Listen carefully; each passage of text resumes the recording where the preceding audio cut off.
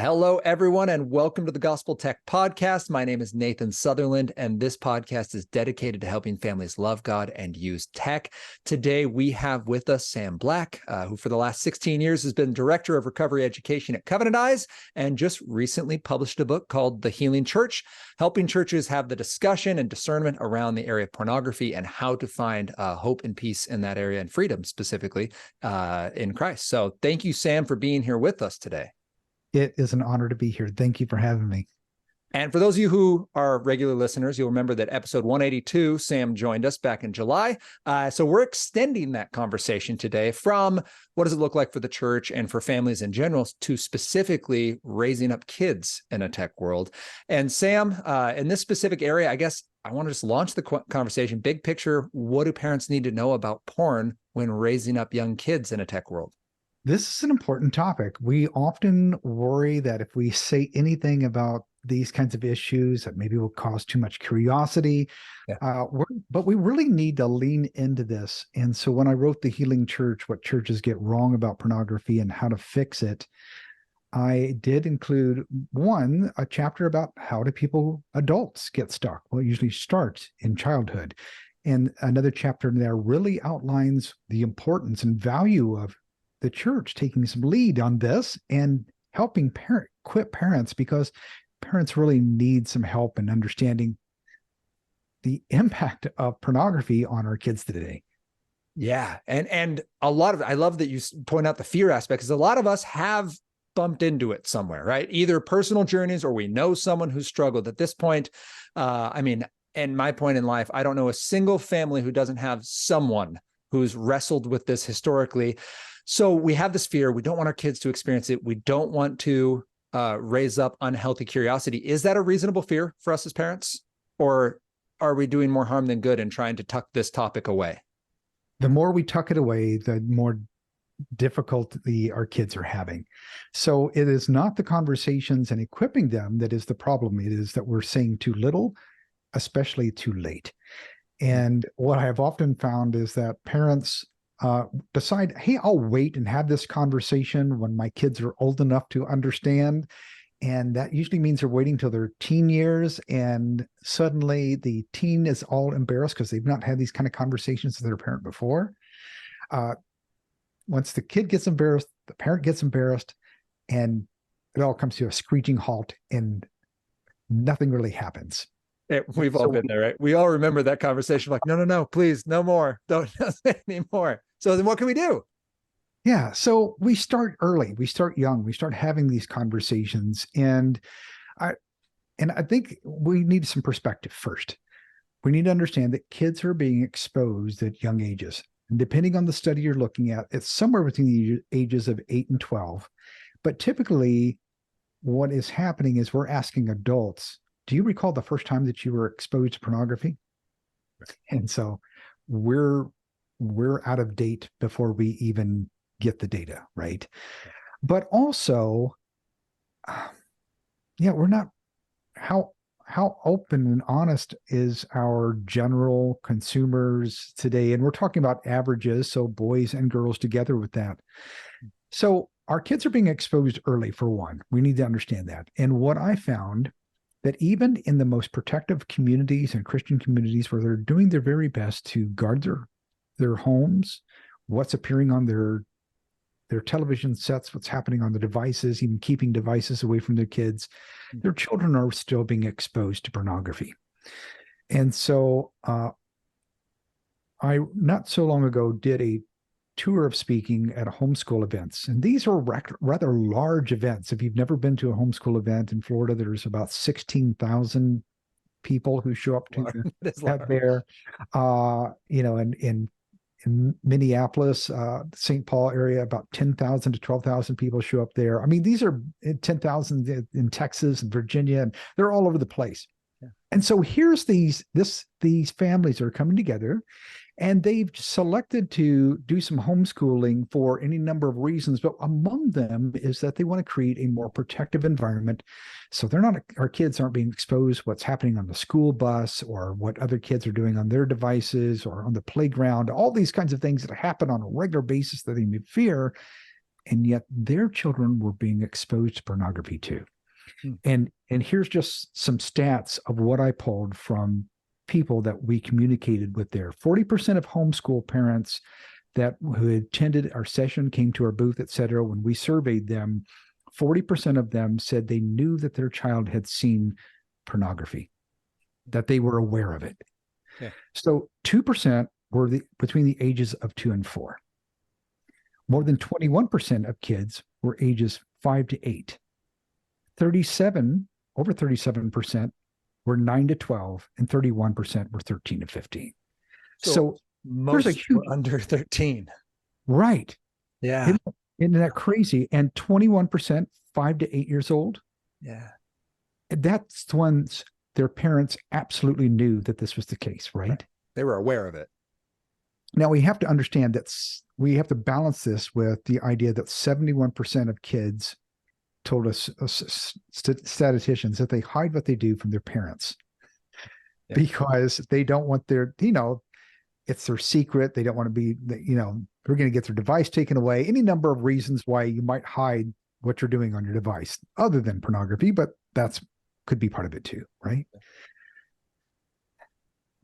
Separately, most parents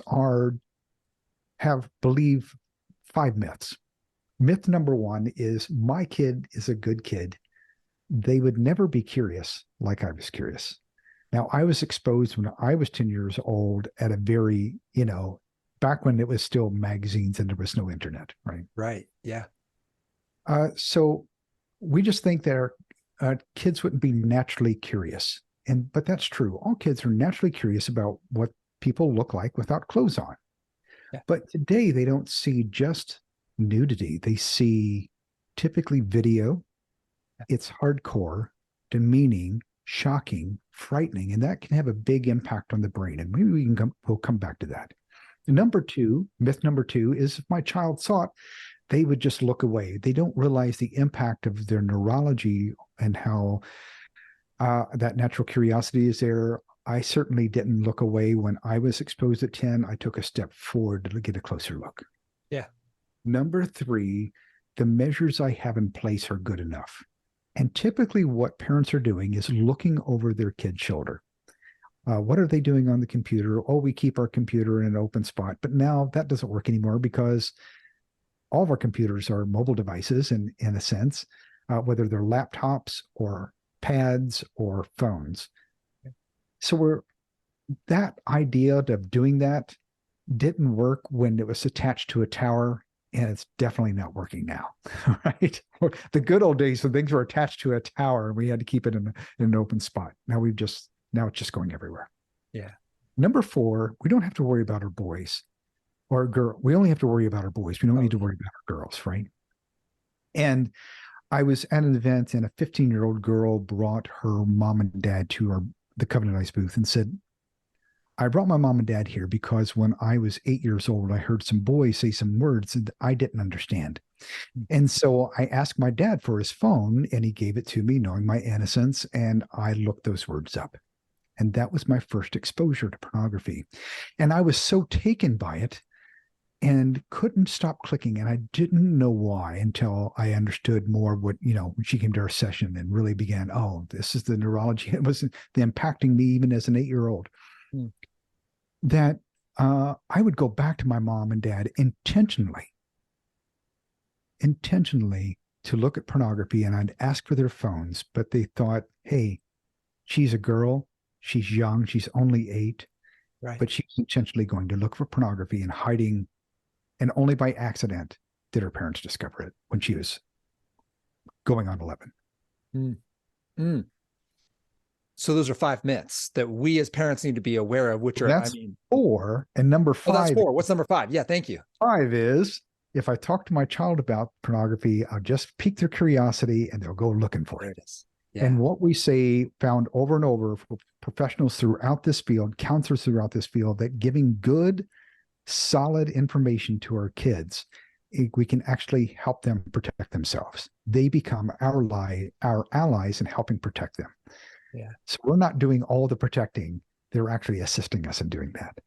which I love. So we're not just building up high enough walls and going, hey, if these walls are tall enough, if I'm a good enough parent, then this will never happen to you. We instead are going, no, I can actually we can be on a team. We can fight for you, not just with you when it comes to this. So then That's right. how can we do that? These myths are prevalent. I mean, I'm reading these and I'm like, yeah, sure. I have 974, right? Like, oh, he's 9 years old, right? He's just a little tyke. He's not interested in this stuff, but we know from personal experience, those are myths. I had a very similar, I think, arc to you. I was maybe 2 years older, but sixth grade. So what can we do as parents? Well, I think what can we do? I think we still need to dive a little bit more into the problem. Let's do it. Because when we think about a child seeing pornography for the first time, you're going, Sam, I don't believe you. I think my child would look away. They'd never really be curious about that, would really have any impact on them. And so we really do need to understand a little bit of the neurology, a little bit of the natural curiosity that's going on. So one, again, kids are naturally curious. But two, even before they understand what they are feeling, even before they know even the basics of sex. In fact, when I was exposed at 10 years old, I didn't even know the basic mechanics of sex. I didn't even understand how babies were born. That doesn't probably is not as happening as quite as much as today, but that's where I was. And yet something I felt attracted to it and focused my attention to the point that I can tell you a full story about it. Right. So I was 10 years old. I'm walking out of my Florida home. My brother is leaning against his car with his friend, and they're looking at a magazine sideways, and that didn't make any sense. How can you read sideways? And so I said, what are you guys looking at? And they turned it around. And then his friend makes a crude remark and unfolds the rest of it. But I didn't get it because I didn't even understand the basic mechanics of sex. All I knew that I was naturally attracted to this. And instead of turning away, I stepped forward. Now, I just told you a full story. I can't tell you anything else about that day. Now, dopamine fires off when those kind of sexual cues are picked up, even though I don't understand what I'm feeling. And in God's design, dopamine focuses your attention to the point of tunnel vision when you're with your spouse. God's design, right? Pornography is not sex. It's a hijacking of what God created. But the same dopamine is firing off and focusing attention to the point of tunnel vision for pornography as well for that child. Then there's also some shock, hey, maybe this isn't quite right. I'm looking at something forbidden, maybe some other things going on. And today's pornography is startling for a child doesn't even know the basics. It is violent and demeaning and hardcore and video, and it's showing not, when children might be curious and they might look at other children's bodies, and that's just curiosity. That's pretty natural, and that's usually about as far as that curiosity goes. But now it's gone from seeing not just children's body, but seeing adult bodies doing what seems outrageous and shocking, and so norepinephrine can kick off, which is associated with fight or flight. And with dopamine and norepinephrine working together, it helps burn those emotional memories into the brain. That's why if you ask about every adult, tell me about the first time you saw pornography as a child, if they were exposed as a child, they can tell you a full story, even though they can't tell you anything about that day. Yeah. Yeah. Then so the child maybe hides it, or we don't have that atmosphere where we're talking about these kinds of issues. And so now it's become secret and begins continued use through adolescence, when we know that teenagers are among most prolific users of pornography. Yet we're not talking to our kids about it, our teens about it, right? So, and if there's been any pain or trauma or other things going on in life, that can have a significant impact where pornography then becomes escapism, and and that can expand to things like boredom and frustration or anger or whatever it is. And so when those triggers kick off, they go running to pornography. And that's why we see adults being stuck today and being stuck in a porn rut where they're very sensitive to sexualized media. So they're easily attracted to it, but also desensitized where they keep going for harder and worse content over time. And that they are easily pushed into it by any number of triggers. Now, what I call social, emotional, environmental triggers. So, hey, we've hit a lot there, but that Yeah. repetitive use, so the early exposure, the ongoing repetitive use, which helps burn those neural pathways in the brain, where our brain is considered more plastic than ceramic. So that's why it's called neuroplasticity, and helps burn those neural pathways in the brain to begin craving pornography more and more. But if we've kept all this secret, we live in a family that we can't talk about such things, then we're in a tough spot. That child is in a tough spot. So we want to get our kids out of the tough spot by being able to have age appropriate conversations over time. And so one thing that we really need to do is be a safe parent. So let me pause there and let me see if you have some questions there. I have lots of questions, but I think for our listeners, what would be, I think, best just for our recall here, then we are talking about something that's prevalent for young people. I'm going to try to recap this. We're talking about something that's prevalent for young people, talking stats showing 8 to 12 years old is average exposure. That early exposure produces a reaction in our brains that absolutely explodes our 5 myths that we say, well, they're a good kid. They would look away. What's this say? I can't even. What's the third one? Measures I have in place are good enough. I'm just measures are good enough. We've already blocked that. My walls are strong. I've got firewalls and I've got passwords, and I always make sure I check their search history. That it's only a boy problem, and I'm worried that if I mention the word pornography, they're going to go Google it, just like that little girl, right? She heard a word and she's like, I got to go Google this, right? I'm going to go to the public library. I'm going to go find mom and dad's phone. Like, I'm going to do this. And yet what you're saying is, nope, like, because their wiring, we've been wired for sexual reproduction. It's a gift from God. This is a thing between a married man and woman. And yet norepinephrine and these other bodily chemicals, dopamine, will scorch this memory into the brain. I absolutely can remember the first time. Like, I remember the day, I remember all the context around it, very similar. And this and you experience, can't remember anything else about that day. No, but I do remember. And I remember my dad was on to us. He just couldn't quite figure it out. My dad was like, there's something wrong right here. What's going on? And I won't give any kids any ideas on how to be sneaky, but we were sneaky. And guess what? Like, that's, kids will be. So now we have this spot where if I was a parent listening to this and I was actively dealing with it, like, I would have broken a sweat partway through what you were explaining, because you're absolutely exposing the situation, right? Like, okay, like, this is what I need. This is everything a parent is scared of, is everything you just said. And now we find ourselves there. And you mentioned right at the very end, age appropriate, clear, loving conversations. Right. And I think the only question I've got then from that is, what age and what can the beginning of those age appropriate conversations look like? We have many parents have probably been raised in some shaming about their body, or how we might, especially if we've, and we had no talk culture sometimes within church families or Christian families. We don't talk about certain things. I can't tell you the number of people I've talked to who said, Sam, I've never had a conversation with my parents when I was growing up about sex that was meaningful. So I don't know. It was just, don't do it. In fact, one woman said to me, when I was 16 years old, my dad said to me, and this is the only conversation I had with either of my parents about sex, was, do you know what sex is? And she said, yes. And he says, okay, don't do it. That was all of the instruction she had ever received. Right. So we can do better than that, right? We can plan ahead. We can be more resourceful. So one, we do start early. And that sounds frightening to parents. Hey, I'm just going to leave them in an unknowing state, and that's okay. And what does that look like? We start early by naming our body parts their appropriate names, so they know what they are.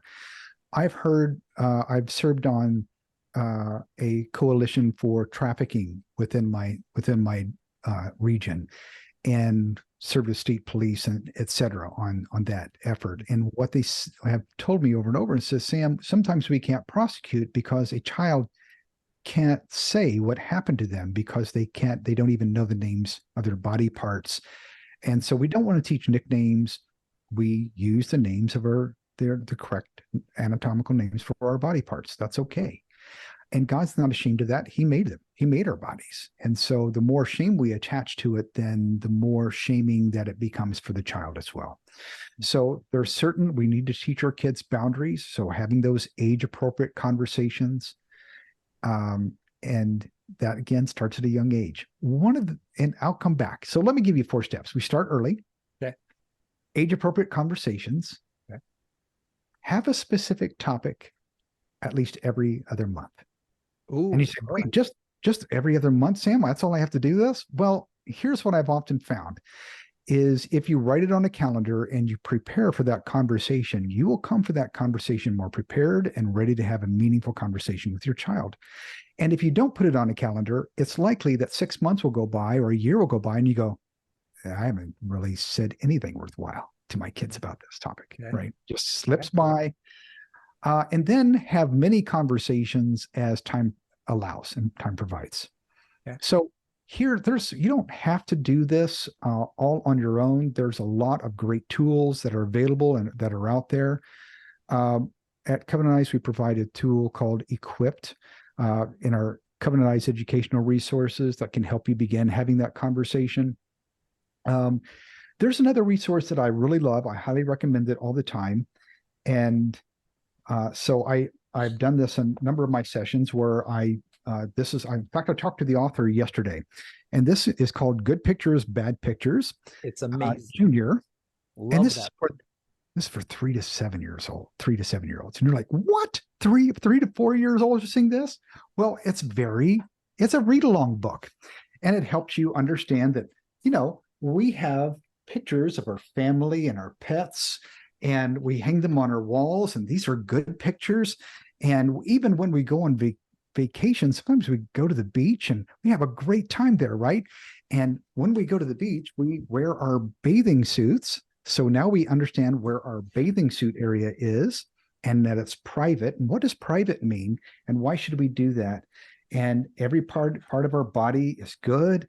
And but we don't allow anybody to take pictures of us without our clothes on. And that if we see pictures like that, we need, because some things can make us sick, and we don't want to do things that help us, take things that are bad for us. We want to keep that away from us. So we want to make sure we're doing this well, right? So then you get up to the end, and there's the instructions of what do I do if I see a picture without the bathing suit covered? You turn, run, and tell. Turn, run, and tell.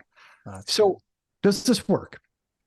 I was doing a session at an event, and a mom was there for the second year in a row, and she comes booking up to my table, and she is like yelling my name from across the way, and she goes, "Sam, I just had to let you know, my 7-year-old was just exposed to pornography. My 7-year-old boy."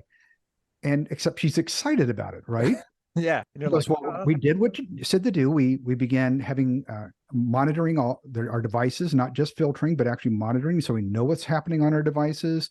But also having age-appropriate conversation. I began marking out on my calendar the different things I can talk about and research, and I prepared for that. I used the Good Pictures, Bad Pictures book, and they just loved it. They thought that was fun.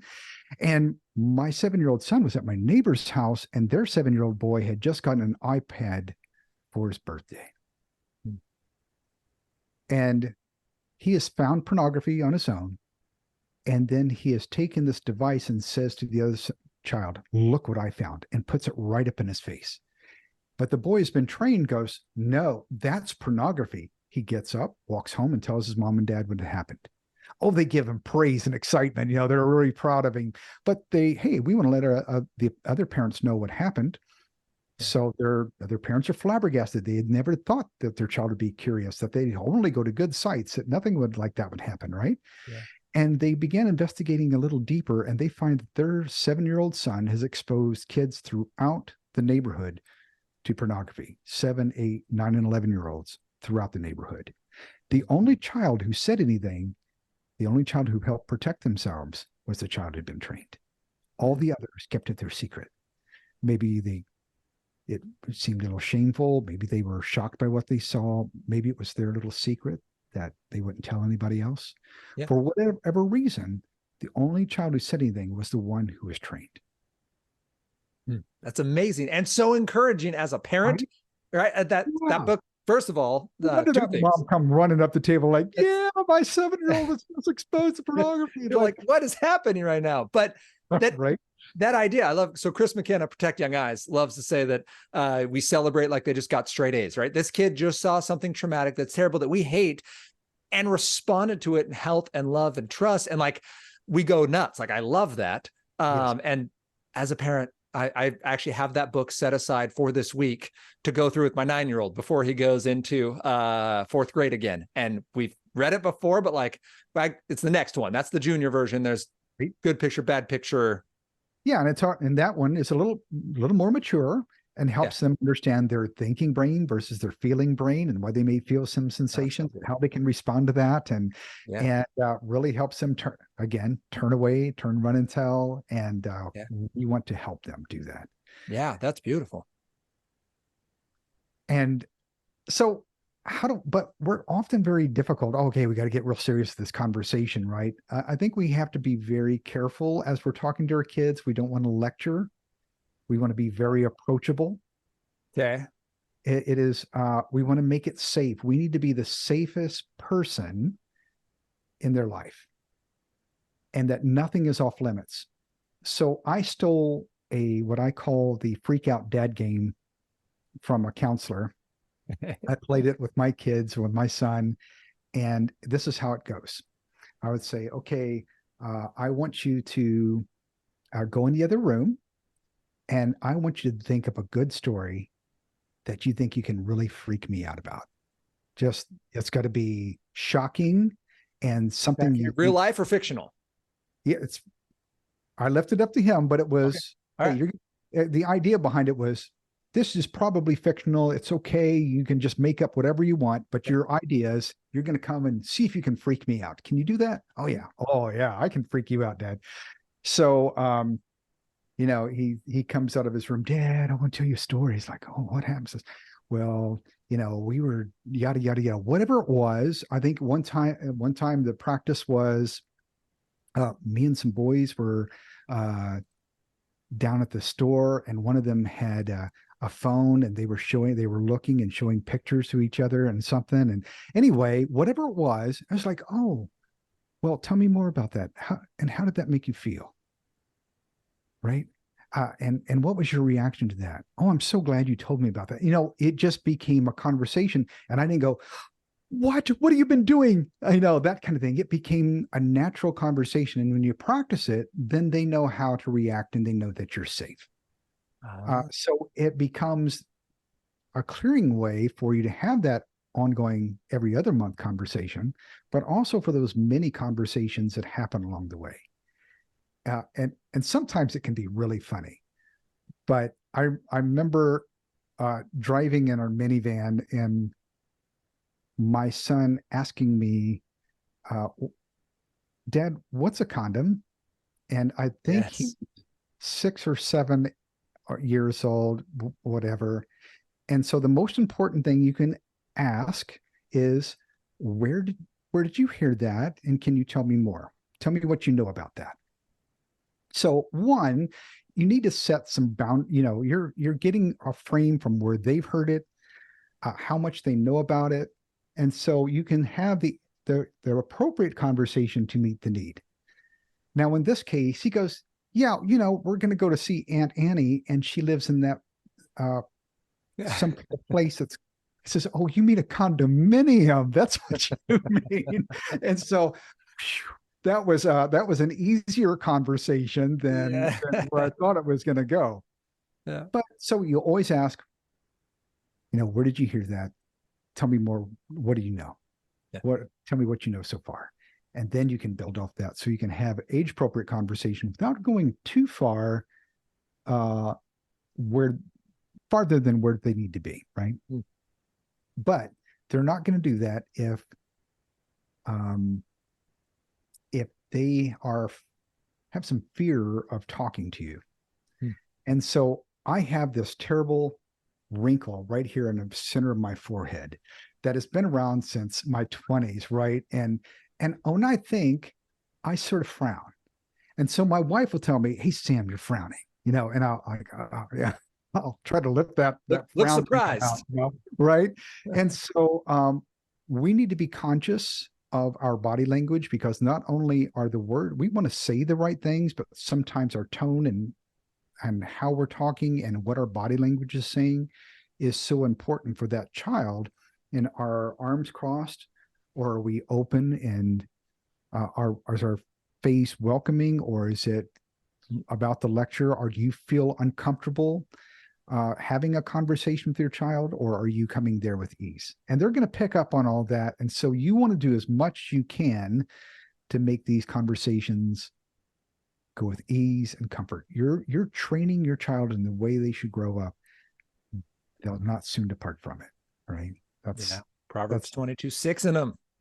Right. Yeah. So one of the things that I found was that you could do is to lighten up the conversation, is bring something that either you both enjoy, or at least the child really enjoys, whether it's a frozen Coke or ice cream or whatever else. That this is, we can crack some jokes. It's okay for them to do it too, and laugh a little bit, even though it's a serious conversation. We want to keep it light enough where they feel welcomed into the conversation. My son loved root beer as a kid. He's not a big fan of it now as an adult, but when he's a kid, he loved root beer. And so I'd go out of my way to buy not just the regular old A&W or whatever else. It was the craft. Oh yeah. Yeah. Root beer that comes in a 4-pack, right? So, yeah, for $8. Right. Yeah. And we would talk about the different notes of the root beer and how that was, this is very, how sweet it is, or whatever it was, Yeah, that's amazing. And that helps lighten the conversation. And again, our tone, we don't do all the talking. And when we listen, we really listen with our body and our tone. And we always want to say the right things, but sometimes just how we say it is the most important thing that we can do. Yeah. And it's okay. And this is especially good for teens is, hey, I don't know. When they ask you a question like, no, I don't really know the answer to that right now. But what I'll do is I'll find out more. Yeah. Now that really wins points with your kids when you say, hey, mom, dad are being vulnerable enough to say, I don't really know, but I'll listen. I'll find out, and I'll come back, and we'll talk about this, and let's do it tomorrow. Would that be okay? Or you state whatever day you're going to do it. Yeah. Then do it that time. Right. Yeah. So that's just a way to get this training started. That's amazing. And so we're starting younger than we'd expect with open conversations and open body language using age-appropriate content. Some resources like Good Picture, Bad Picture Junior, or the original, just Good Picture, Bad Picture, and not freaking out when they tell us things that we should feel feelings about, right? I should feel angry that my child was exposed, but I'm not going to act in anger. That anger is my warning. It's my flag. I'm going, hey, something's wrong.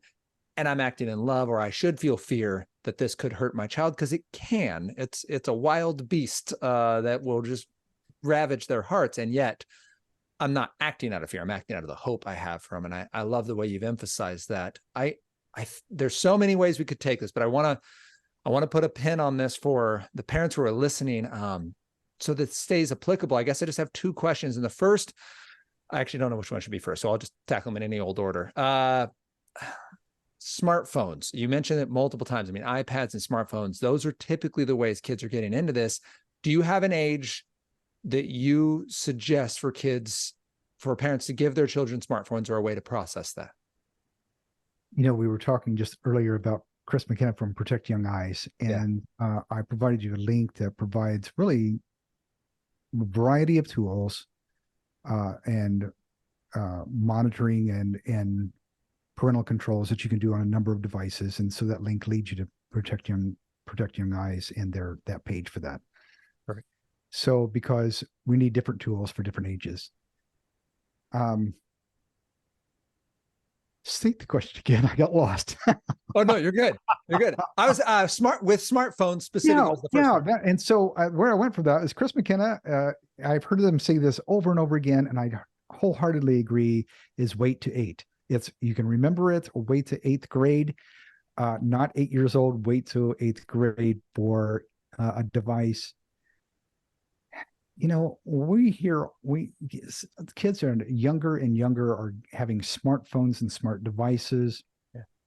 So they're going to bug you and pester you about, hey, I've got phone shame, and Yeah. you can just be okay with them having phone shame. If they have a flip phone or a device that doesn't connect to the internet, that they can only make a phone call to you, if that's what you want to do. If you want, in other words, if you want to let them have a phone at all. Yeah. But we also need to protect our own devices. Just because we're not giving a device to our kids, I can't tell you the number of times where I've talked to parents who said, I was on a road trip, or this happened on my watch, in my kitchen, in my living room, and in my car. I was talking to a mom, and she says, my mother and I, so my kid's grandparent, was in the front seat. I'm in driving, and we're on the way to a state park, and we asked my son asked if he could look up something on my phone about the park we're going to. And so I handed my phone over the back seat, and they were like, oh, can we play this game? And hey, we want to pacify for a little while. And they're 8 years old. And the one cousin says to her son, hey, I dare you to look this up. And that became his first exposure to pornography in the back seat of their car on the way to a family trip. Right. So we need to protect our own devices as well. Lead by example, be accountable for how we're using our devices. I think leading by example is one of the best things that you can do to model this for your kids. And that leads into my final question, which is, a lot of us have history. I mean, you and I talking about this, like, we've seen pornography. It's not something we relish talking about with our kids. There's parents who are actively processing this in their own personal relationship, their marriage, friends they have, their church. Like, there's a lot of hurt here. How do we address this with our kids if it's an area we're still seeking victory, or super sensitive, we have victory, but man, it's not a fun walk, and we're just personally tied in with this particular conversation? Yeah. One, we always want to be winsome regardless, right? We have to deal with our issues and not push our issues off onto them. I struggle with compulsive behavior with pornography because I just told you a bit of my story. Yeah. And so I got to become into recovery when my kids were very young. And I'm grateful for that. I didn't have a lot of worries for them. I wanted to protect their devices, etc. But we began having these conversations, and the both winsome, and they didn't need to carry my weight, right? They didn't need to carry around all those issues. So I wasn't open with them about that at that time because they didn't need to be. Now they're adults, and they can know about dad's struggle. In fact, they each have a copy of my book, The Healing Church, What Churches Get Wrong About Pornography and How to Fix It. So they know my story behind it. Yeah. But at that age, they didn't need to carry that weight. And so we're here and to show our kids love, know that we're on their side, that we're giving them information and tools because we love them and we care about them. And, we understand that some kids are doing, getting things that they're not, and that's okay. But I can also say that when there were young kids, 8, 10 years old, coming into my home with a device in their hand, and I had a basket at the door, and I'd say, hey, we're just going to leave that here. Oh, what you got? That's a cool device. And back then they weren't as good with their passwords and, I protect, the guards of being able to see a device. And I'd sweep open a device and it'd be covered in pornography at 8, 10 years old, walking to my house with a device and says, hey, listen, I just want you to know everything's okay. I'm going to keep your device here. We'll talk to you. I want you to feel welcome and loved and know that, hey, you're going to have a good time tonight. Let's just leave this here and I'll talk to you with your dad tomorrow. I said, okay, but I won't make you do that by yourself. We'll do that together. I said, okay. I remember one specific kid doing that that had happened with. And, I scooped up his device and he was 10. And it's just, as soon as I had flipped open the screen, he goes, my brother's been home from the Navy and I don't know what he's been doing on my device. Yeah. Right. And so I knew what I was going to find. And it was hardcore. It was tough, but I didn't shame him. for that. I just, hey, it's okay. I want you to come in. Don't worry about this. You're going to have a good time tonight. I'm just going to keep this device here, and we'll talk to your dad later. And he would come up to me at church and, Mr. Sam, how you doing? And, because that the shaming teaches kids to hide. I tell parents, if you ever want to teach your kids to hide better, then shame them. And that shame also is a big deal when it comes to kids really getting stuck in their teen years and as adults. So we want to get rid of the shame. We want to show love and kindness. We don't want to be winsome as parents and give them good information that they can use. Yeah. Without making excuses. I love that example you shared. Like, hey, I'm not going to excuse this behavior, but I'm not going to just drop the hammer on you and expect you to be better. Like, there's a process and we can do it. And I love that encouragement of, like, our kids don't need to carry our weight. That's our process. We're going to deal with that with God and with our family and with our counselors and like whatever aid we need. And we also know what's healthy for our kids. So that's amazing. Sam, thank you so much for your time and for your expertise in this area. If parents need or have any questions, how can they find me? You mentioned a lot of resources. We'll have the ones you mentioned in the show notes, the book, the link to Chris McKenna and Protect Young Eyes for some device and privacy setting stuff. Yes. And then the Healing Church, your book on how to process this as a community. Are there any other resources that we should tell families about? Wow, that's a lot of resources right there. That's a lot. You can find a lot of great blogs and other resources at covenanteyes.com. You can download the first chapter of the book at thehealingchurch.com as well. Beautiful. Well, thank you for being with us and thank you for your time. It is an honor to be here. Thanks so much for having me. Absolutely.